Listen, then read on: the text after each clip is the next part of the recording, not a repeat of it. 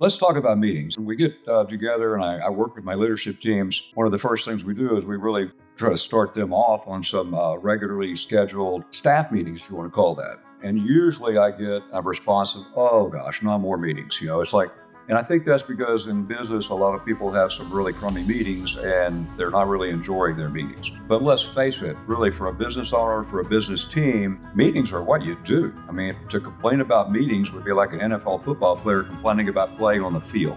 I mean, that's what you do in business. You have to be able to run great meetings. Now, when we talk about meetings, I think it's really important for every team, in order just to keep the circles connected and have good communication between the team, is to have something that we call a weekly tactical staff meeting. That's what Patrick Lencioni really kind of refers to, one of the most important meetings that business owners should have. When we talk about coming together and having staff meetings, we all know the recipe for a really poor staff meeting. And that's when you just kind of get everybody together, you wander in, half people are 15 minutes late.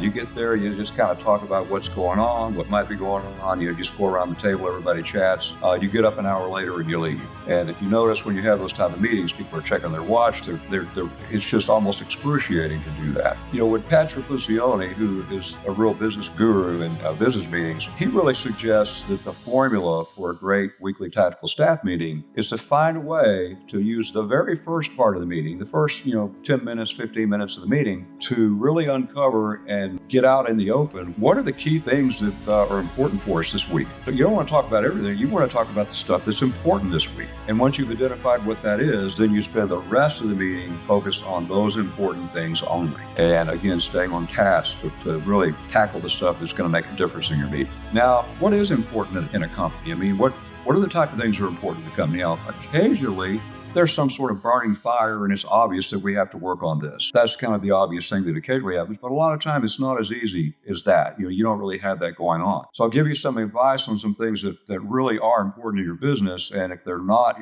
doing them now, you need to start doing them. And one is being on top of and having some good dashboards, KPIs, and in EOS, we call them scorecards, so that you're looking every week at your activity-based measurables, your activity-based KPI. Last week, did you get the work done that you needed to get done in order to hit your P&L? Did you do that? So you've got to have a good set of KPIs that you can review during the first part of the meeting. And if those KPIs are on track, that's fantastic. You celebrate success. But if any of your KPIs are off track, then we call it drop it down in EOS. You got to get that on your issued list, because that's something we're going to talk about later in the meeting. That's very important, to know that last week we got everything done we needed to get done to be successful in the company. The next thing that we think is really important is, do your leadership team members, do your department team members, are they on track with their goals? The things that they've been assigned or they've assigned themselves to get done, either for the next month or the next quarter. But these goals that people are working on, are they on track?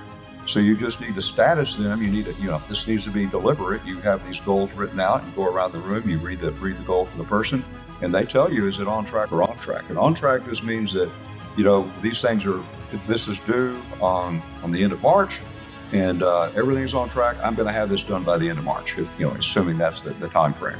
Again, you just go around and status it. If the goal's on track, you keep moving. If it's off track, you write it on your issues list and you get it down there so you can look at it. Next two things that are pretty obvious, but about being important is, are your customers happy? Do you have any unhappy customers? Did anything happen last week where a customer was not happy? If that's the case, then you got to drop that one down. That's paramount. We got to talk about that. And the last one that's pretty obvious is, what about employees? Do you have any obvious employee problems? Do you have an employee that recently turned in a notice? You're going to have to figure out how you're going to get the work done in operations without a key resource. Is there anything like that going on? That's what we suggest that you really talk about. Are your scorecard, your activity-based scorecard measurables on track? Are your goals in EOS, we call those rocks, are those on track? Are all your customers happy? Are all your employees happy? Or are there any employee activities going on that we need to talk about? And if you can just go through those things, I guarantee you're going to find, probably in a typical week, 10 things that you might want to talk about. But guess what? If you start talking about them at the first part of the meeting, you may pick the one that's the least important problem that week.